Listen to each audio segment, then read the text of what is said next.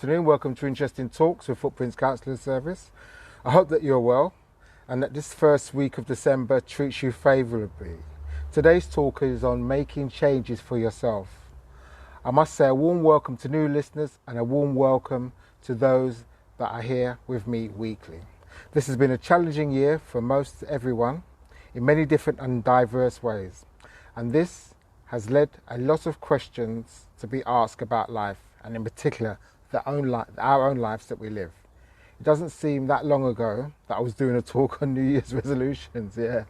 Well, not sure how many of them had a chance to fly given the circumstances of this year that's just gone. But as with most things in life, we get a second chance, if not a third and a fourth.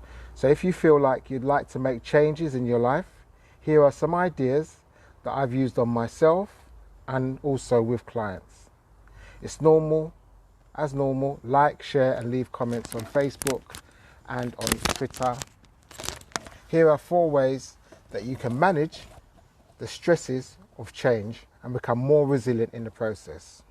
1, remind yourself why you're making the change. For instance, maybe you've always wanted to move to a big city, but now you're actually doing it, you're terrified, stressed. Remind yourself why you wanted to move. What were your goals then and now? What are you hoping to achieve? And what do you want to do and need to do to follow through on those goals? One goal might be that you wanted to add to your list to make changes to your routine, to actually bump up your brain capacity to change. In lifespan development science, getting stuck in life's grooves has been shown to be detrimental to cognitive growth, to your mental growth, to being able to think differently. Changes in routine can serve as a stimulation to your stagnant nervous system and allow you to grow new neural pathways so you can think in different ways. 2, connect to others. Human beings are social creatures. Research has shown that isolation increases stress and connection decreases it. You don't have to be best friends with someone to connect with them. Years ago, I was having a medical test for the first time, and I found myself sharing my anxiety with somebody I didn't really know very well. To my surprise, he told me that he had had the same tests as had his father. Suddenly, I felt a lot better, and just knowing somebody had been through the experience I was dreading made me so much more confident to face it. Online resources are useful, but in person is much better. Look for meetup groups that sound interesting to you. Even if you've not been with people going through the same transition that you're facing, talk to old friends, family, colleagues.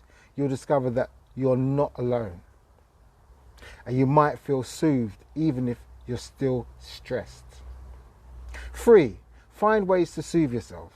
In an article about change, resilience, Catherine Smith writes that self-care is one of the most important tools for managing change and developing resilience.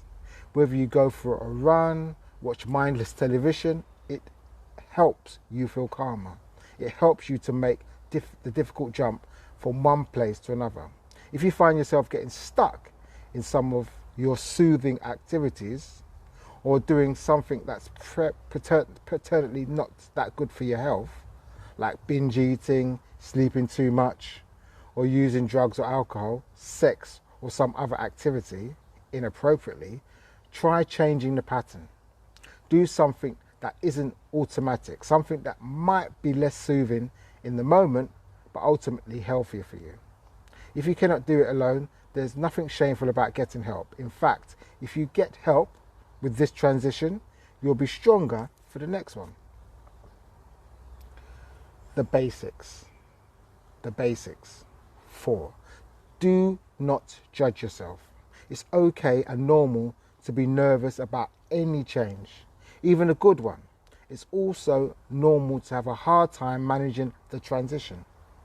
But no matter how awkwardly or uncomfortable you might be, just give yourself credit for having the courage to take it on board. Remember that change is part of life, whether you choose it or it's been thrust upon you. So whether it's change you've been working for or one that's been taken on by you, by surprise, embrace the experience.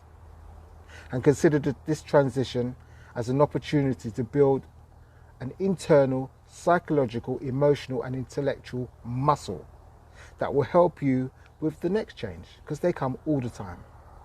Thank you for listening to this talk. Do like and share and leave comments so we can all learn from each other, and it helps get a debate going on and offline. If you think this talk may be useful to friends or family, do feel free to share with them. Until next week, take care, do your best to stay positive, and make changes if you feel you need to. Bye for now.